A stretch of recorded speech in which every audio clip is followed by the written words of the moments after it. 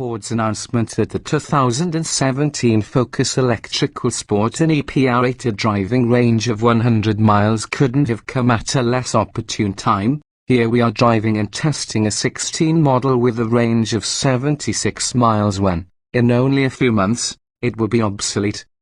Old kit. An iPhone 4 in an iPhone 6s world. If we were seriously considering the purchase of any electric, it would seem worth waiting for the 17 Focus to arrive, because we'd either get a third more range with the new one or a screaming deal on a leftover 16 model. We'd also get a chance to comparison shop the Focus against the 2017 Chevrolet Bolt and its claimed 200-mile range. That said, a range of 76 miles is enough for most commutes. That we all use cars for more than just commuting explains why low-range EVs, such as the Focus, sell in minuscule volumes, but we digress. This author's commute is just over 22 miles each way, including 15 miles of 70 miles per hour highway. No home-to-office round trip was attempted without charging in the middle, however.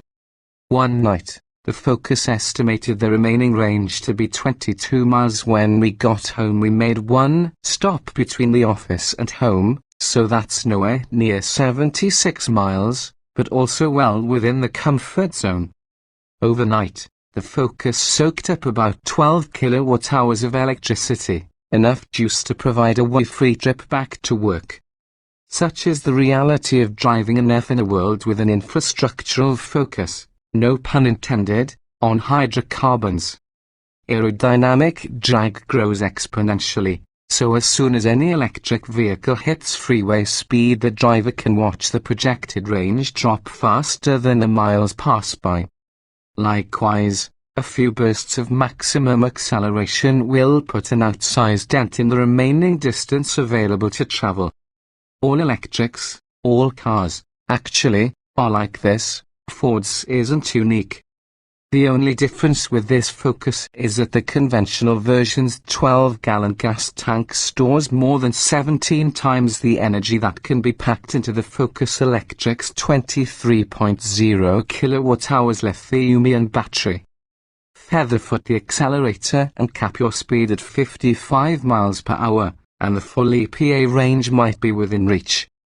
Ford says a fully drained battery can be recharged in 3.6 hours at 240 volts, or 20 hours using common household 120 volt circuitry. If you have charging available near your work or school, however, the financial windfall of no longer being shackled to a gas pump is enviable. This is especially so when there's no fee for plugging in away from home. Our 300 miles in the Focus cost us less than $15 worth of electricity.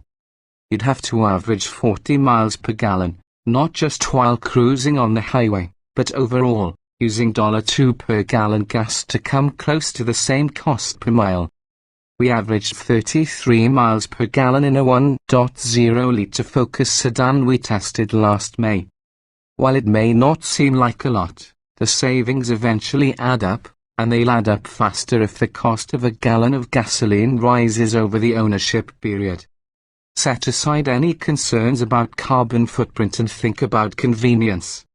Never having to visit a gas station. Always leaving the house with a full tank, assuming you install a 240-volt connection, saves hours of your life every year. What's that worth? As it is today, Ford says the Focus Electric is worth $30,045 in MSRP terms. There are very few options. Buyers can throw another $995 into it to get leather upholstery and $60 for a plug-shaped charge-board graphic decal. An exterior protection package, splash guards and a rear bumper protector will ding you another $245. Fancy paint can add $395 or $595. The price squares up against that of the 24.0 kilowatt-hours Nissan Leaf S, before any tax credits. The pricier 30 kilowatt-hours Leaf SV claims 107 miles of range, longer than Ford's target for the upgraded 2017 Focus Electric. When comparing Focus and Leaf as daily use cars, the Ford's biggest shortcoming reveals itself when you open the car's hatches. In the Nissan, designed as an nerf from the start, the cargo hold looks rather conventional thanks to its underfloor battery. In the Focus, however, a giant hump squats in the space where people expect to stash their strollers, golf clubs, and yoga mats.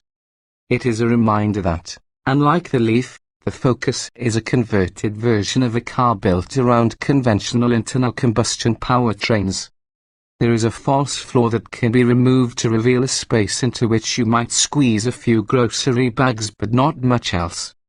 With an EPA combined rating of 105 mph, the Focus falls short of the base Leaf's 114 mph rating. We managed 71 mph, which is 10 mph short of the average of what 2015 Focus F owners reported to the EPA.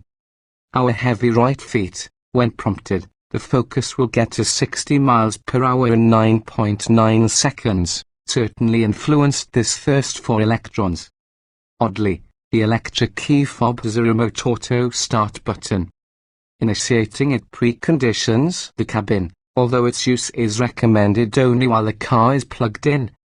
The cabin is unchanged from that found in the gasoline models, which means you get familiar controls, Ford Sync infotainment with Apple CarPlay and Android Auto, and an adequate backseat that may even accommodate adults, with a little concession from those in front.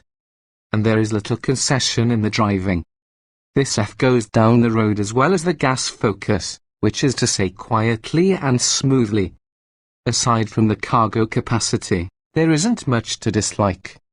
The only question is whether 24 miles of range is worth the wait. If you are in the EV market, you'll also want to know that the 2014 Focus Electric, which had an MSRP that was $10,000 higher, finished second in a six-way F comparison test, beaten only by the electrified Chevrolet Spark, which is less widely available.